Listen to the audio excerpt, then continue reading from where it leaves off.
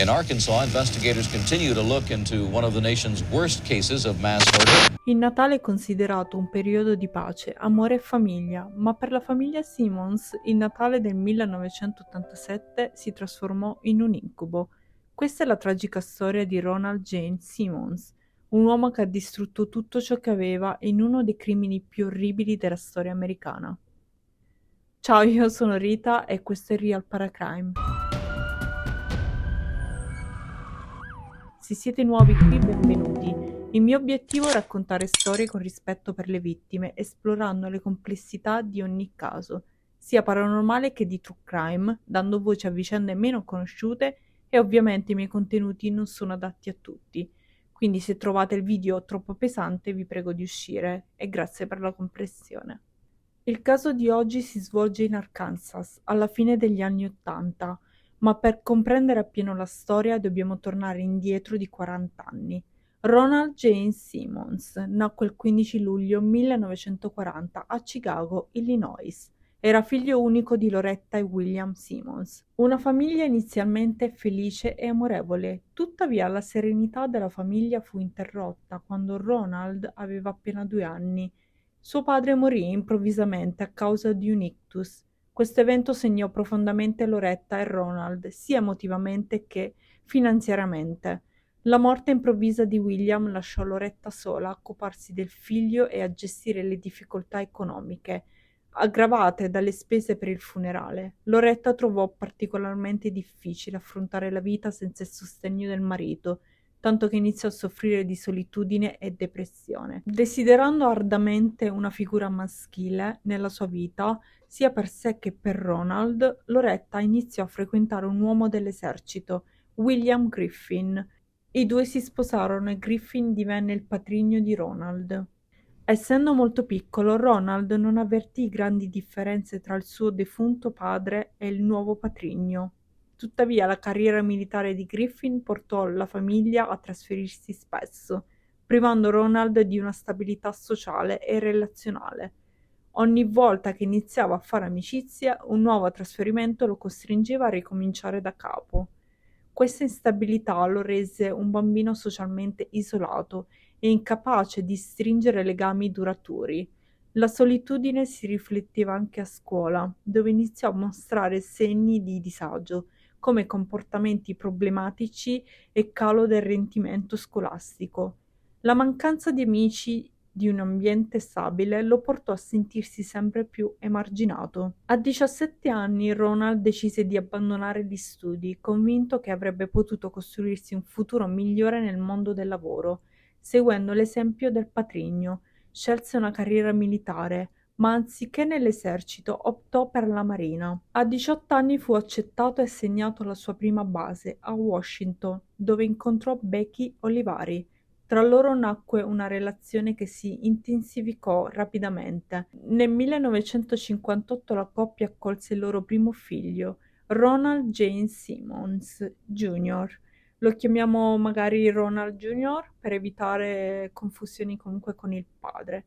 E poco dopo Ronald e Becky si sposarono e si trasferirono nel New Mexico, dove Ronald continuò a servire nella marina mentre Becky si occupava del figlio come casalinga. Ma dopo 2 anni la sua famiglia accolse una bambina, Sheila, e Ronald sviluppò un legame profondo e particolare con Sheila che sembrava superare quello con gli altri membri della famiglia, incluso il primogenito. Questo legame spinse Ronald a lasciare la marina, desiderando di trascorrere più tempo con la figlia. Con i risparmi accumulati riuscirono a vivere per un paio d'anni senza che Ronald lavorasse, ma l'arrivo del terzo figlio, William, costrinse Ronald a tornare al lavoro. Decise però di cambiare rotta, arruolandosi nell'esercito. Nonostante la carriera, Ronald continuò a mostrare un affetto sproporzionato verso Sheila. Durante le visite a casa dedicava una gran parte del suo tempo a lei, trascurando gli altri figli e persino Becky. Questo atteggiamento infatti lasciava trasparire un'ossessione che con il tempo avrebbe avuto una conseguenza drammatica per la famiglia Simmons. Infatti Ronald, trascorrendo sempre più tempo da solo con Sheila, iniziò a comportarsi in modo inappropriato e predatorio nei confronti della figlia, fino ad abusare di lei. Il resto della famiglia era completamente ignaro da tutto ciò che stava accadendo e persino Sheila, all'epoca povera, troppo piccola, non comprendeva appieno la gravità della situazione. Non si rendeva conto che ciò che stava vivendo fosse sbagliato. Con il passare degli anni, man mano che cresceva, diventava più consapevole. Sheila iniziò a capire che quello che stava facendo suo padre comunque era una cosa inaccettabile. Tuttavia Ronald non smise mai. Questi comportamenti, che iniziarono in modo subdolo e graduale, aumentarono di intensità con il tempo. Inizialmente si limitava a osservazioni o gesti inappropriati, ma presto questi episodi diventarono sempre più invasivi e costanti. Nonostante ciò, per anni nessuno nella famiglia si accorse di nulla. Ronald non affrontò alcuna conseguenza per le sue azioni e anzi continuò ad ottenere riconoscimenti pubblici per la sua carriera militare.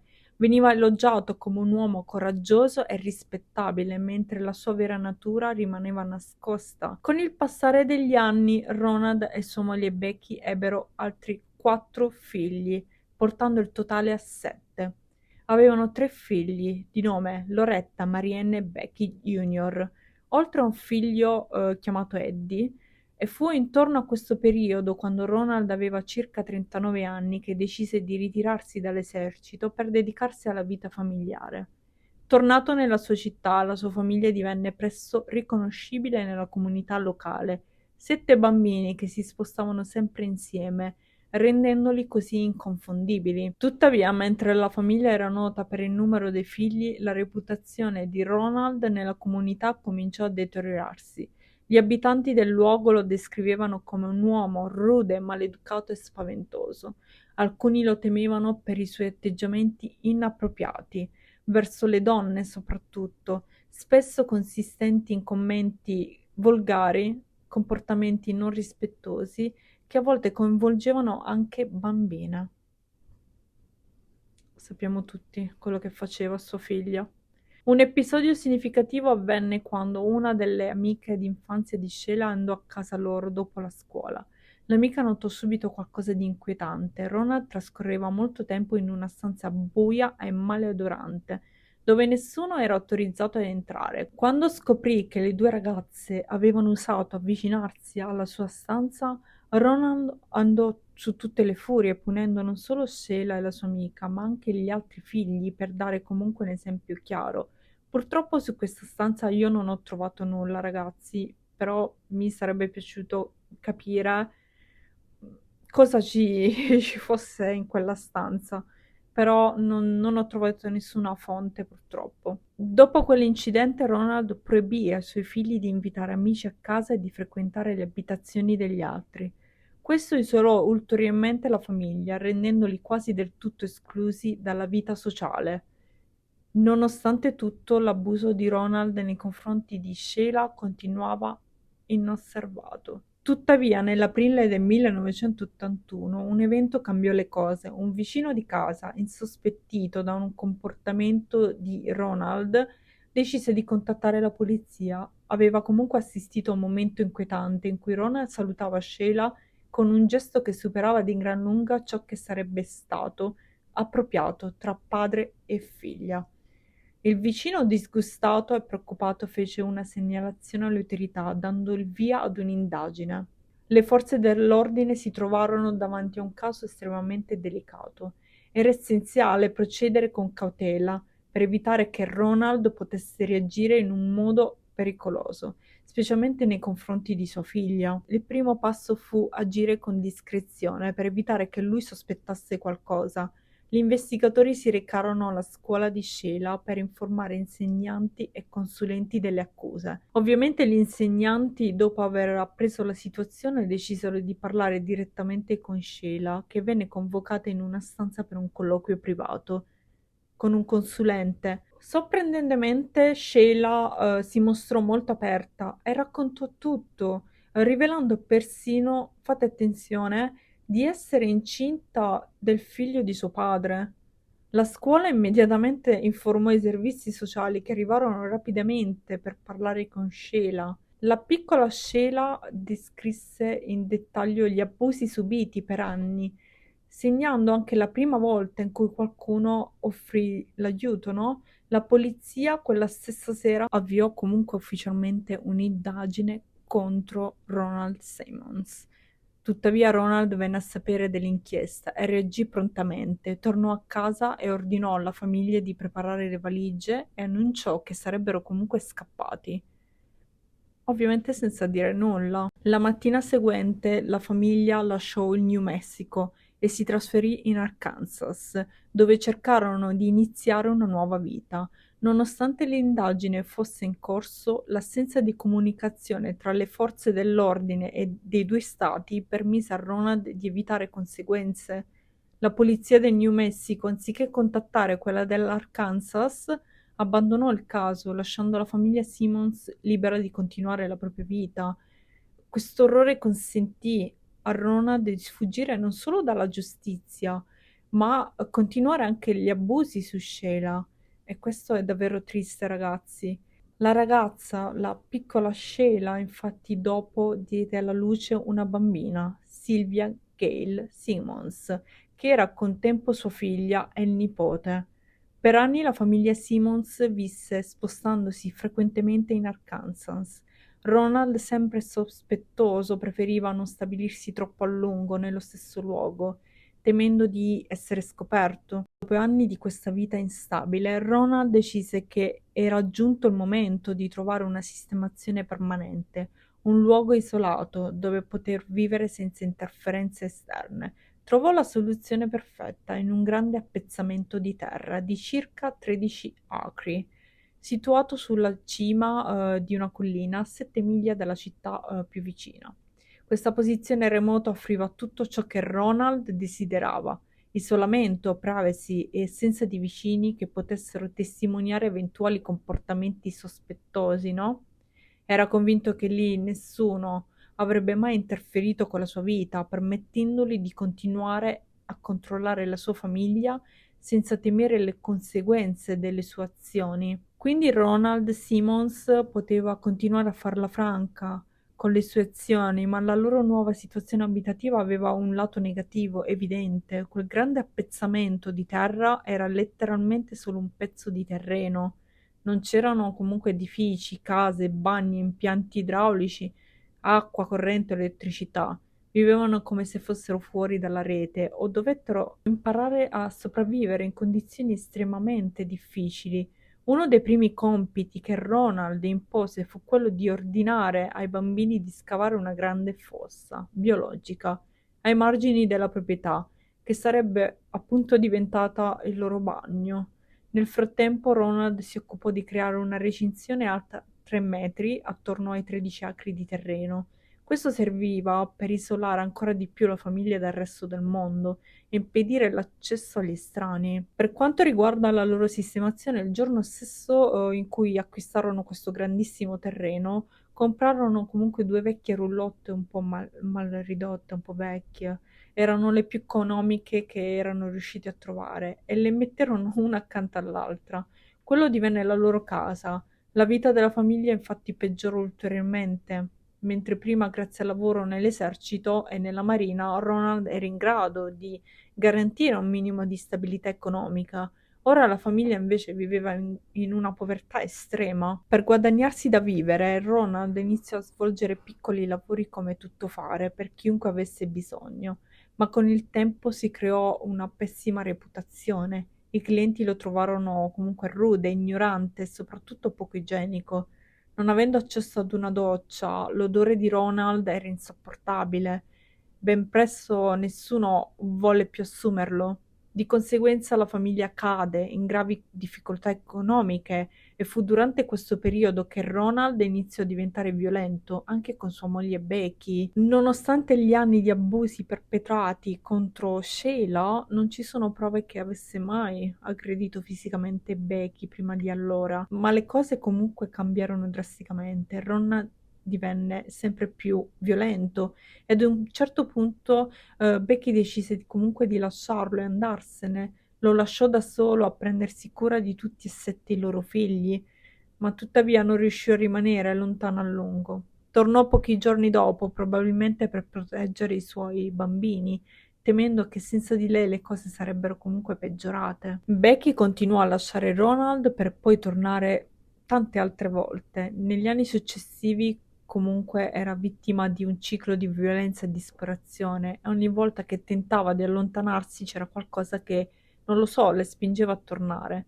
La preoccupazione per i suoi figli forse o la mancanza di risorse economiche per sopravvivere da sola o anche perché semplicemente essendo un una relazione tossica e difficilmente si fa fatica a lasciare una relazione tossica.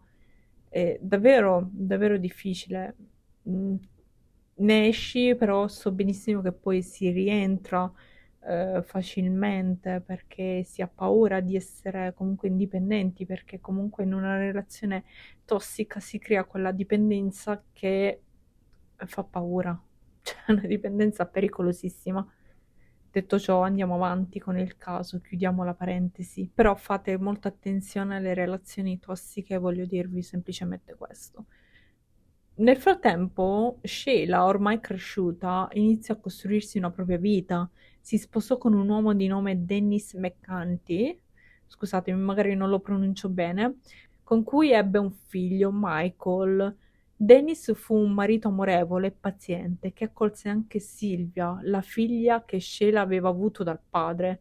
Non è chiaro se però Dennis fosse a conoscenza della verità su Ronald e su Sylvia, ma ciò che è certo è che Sheila trovò finalmente un po' di serenità e amore. Per Ronald però la situazione era insostenibile, era ossessionato da Sheila e non sopportava l'idea che potesse avere una vita indipendente, lontano dal suo controllo. A peggiorare le cose, la sua vita stava andando a pezzi. La povertà, l'isolamento, i conflitti con Becky e l'allontanamento dei figli lo portarono ad un certo punto di rottura. Come se non bastasse, Ronald fu denunciato dalla polizia da una donna per molestie sessuali.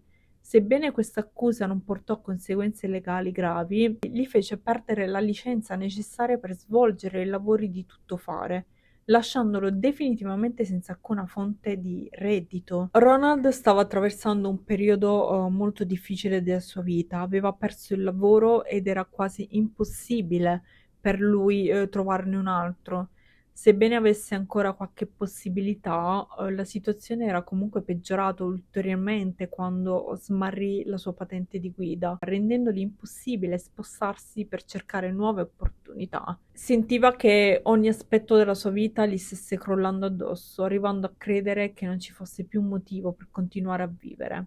Questi pensieri disperati e senza speranza lo portarono a elaborare un piano oscuro e contorto, vendicarsi di tutte le persone che credeva lo avessero reso infelice. Al centro di questo piano, infatti, c'era l'intenzione di distruggere completamente la sua famiglia, senza risparmiare nessuno, nemmeno i più piccoli.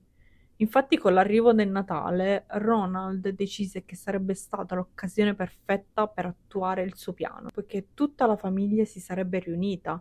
Il giorno seguente iniziò a prepararsi, acquistò una pistola e munizioni e pianificò con cura i dettagli di ciò che stava per fare. Non riuscendo più ad aspettare, decise di agire in anticipo. La sua prima vittima fu il figlio maggiore, Gene, che aveva 29 anni, una moglie e una figlia piccola. Ronald lo invitò a casa senza esitazione e gli sparò alla testa, uccidendolo all'istante. Sua moglie Becky assistette inorridita alla scena, ma prima che potesse reagire, Ronald le sparò, togliendole la vita. E infine uccise anche la moglie del figlio e anche la loro figlia, di 3 anni, Barbara, che purtroppo la Dopo questi tragici eventi, Ronald spostò i corpi nella fossa biologica della sua proprietà, un luogo che il figlio Gene Jr. stesso aveva contribuito a scavare anni prima, e trascorse il resto della giornata come se nulla fosse accaduto, attendendo il ritorno degli altri figli più piccoli da scuola, che tra l'altro era anche l'ultimo giorno di scuola. Infatti, quando i bambini tornarono, comunque erano felici, stavano arrivando il giorno dopo, sarebbero iniziate le vacanze natalizie. Però Ronald purtroppo aveva una brutta sorpresa per loro che li attendeva a casa. Infatti, quando i bambini tornarono, Ronald li accolse fingendo di avere dei regali natalizi per loro.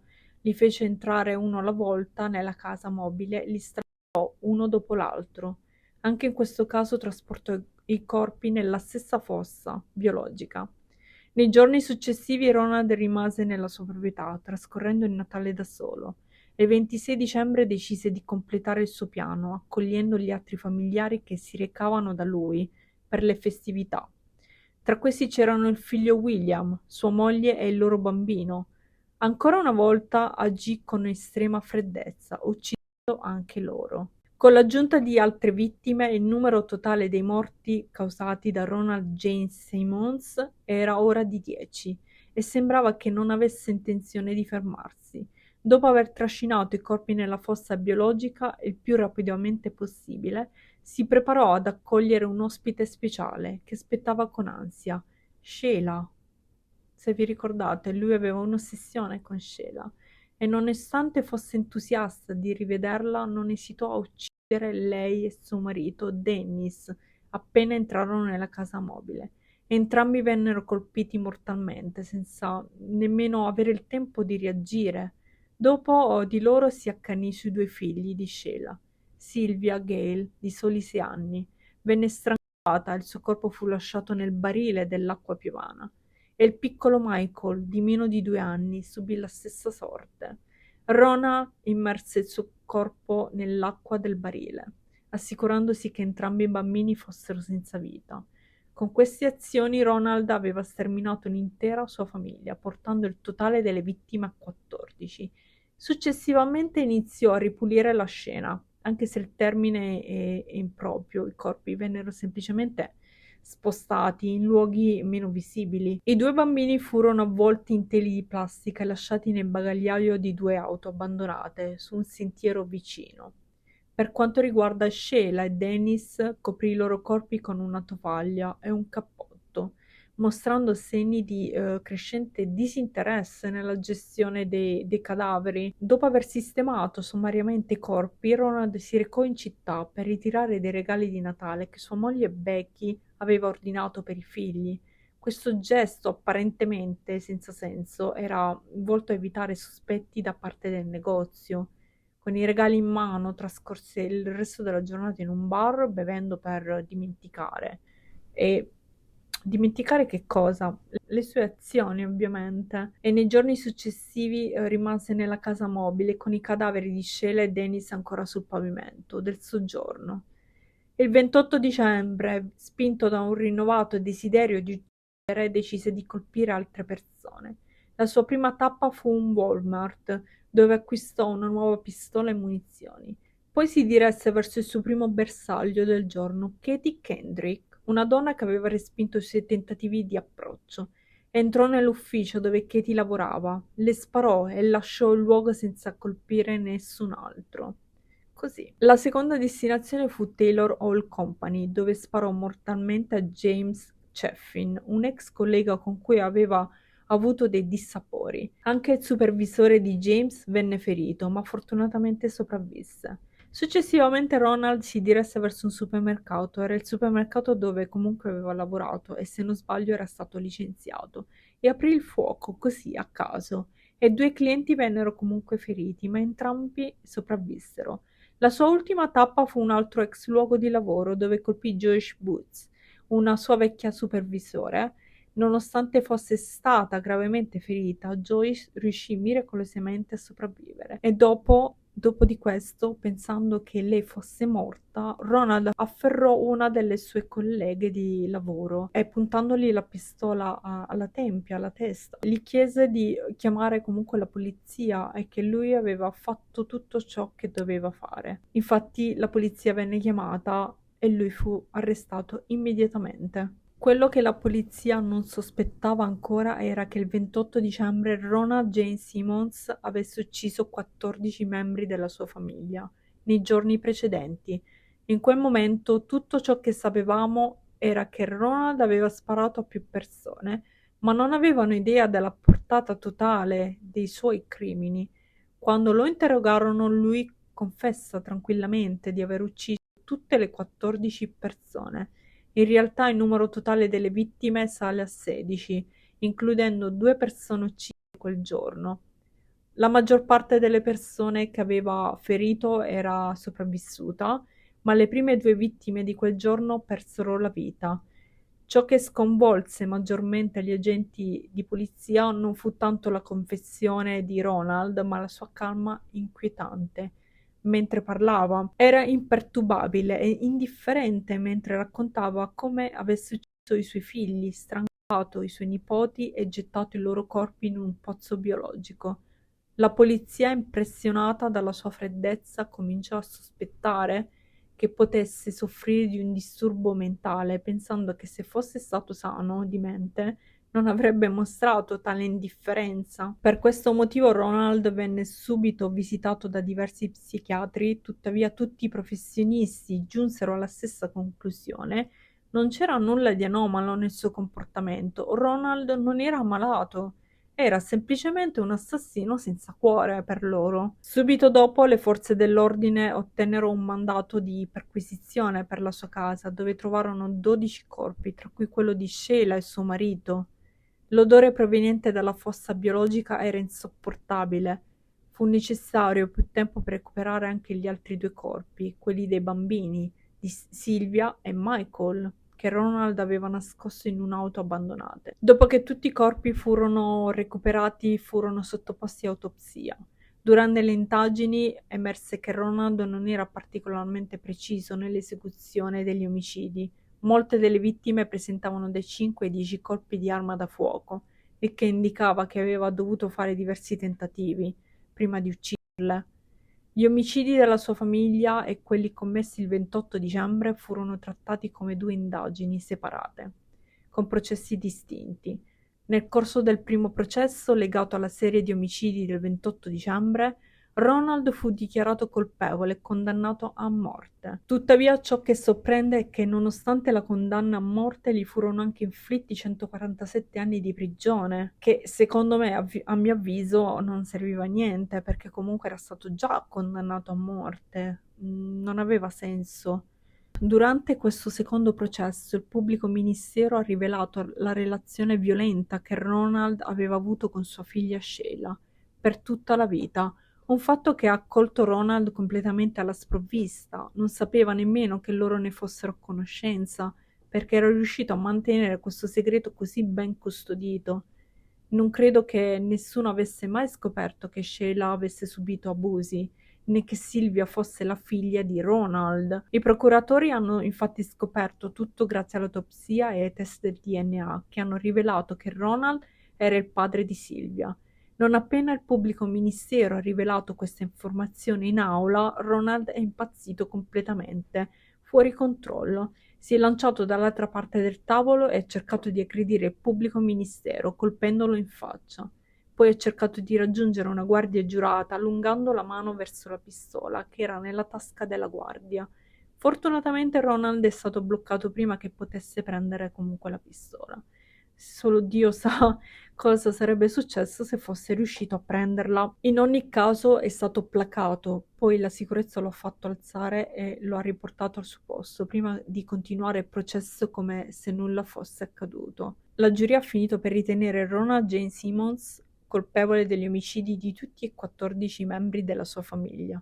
Questo rimane il peggior caso di familicidio mai avvenuto negli Stati Uniti. Come risultato è stato condannato a morte e sarebbe stato giustiziato tramite iniezione letale. Quando la sentenza è stata letta, Ronald ha sorriso perché era esattamente ciò che voleva. Voleva essere giustiziato perché lui aveva paura di passare i suoi giorni in prigione. Anche Bill Clinton, il futuro presidente, nel 1990, lui stesso firmò la condanna a morte per Ronald Jane Simmons, con la data dell'esecuzione fissata per il 25 giugno 1990. Gli fu somministrata l'iniezione letale mentre si trovava nel penitenziario di Communist Unit in Arkansas. Durante il processo di esecuzione Ronald non ha mostrato segni di emozione e dopo la somministrazione dell'iniezione è stato dichiarato morto. Sorprendentemente nessuno è venuto a reclamare il suo corpo. Lo Stato ha quindi provveduto a seppellirlo in un lotto anonimo senza cerimonie. Nonostante ciò, gli è stata messa una lapide sulla tomba, che a mio parere era comunque ingiusta perché hanno dipinto questo uomo come un eroe, cioè concentrandosi sui suoi successi di guerra, cioè chiamandolo veterano. Ma come sappiamo comunque aveva ucciso 16 persone. Allora io non penso che un serial killer meriti una lapide con scritto su veterano, come se lo avessero elogiato per aver prestato servizio in America, no? Come militare oppure come Marines. Fatemi sapere cosa ne pensate, se è giusto o sbagliato. Ecco, questa è una mia opinione personale. E fatemi sapere anche se conoscevate già questa storia. E cos'altro? Ci vediamo al prossimo video. Io vi ringrazio per aver guardato il mio video e se non sono in ritardo vi auguro buon anno e spero che tutti abbiate iniziato l'anno con tanta serenità, gioia, amore, fortuna. A presto ragazzi. Ciao!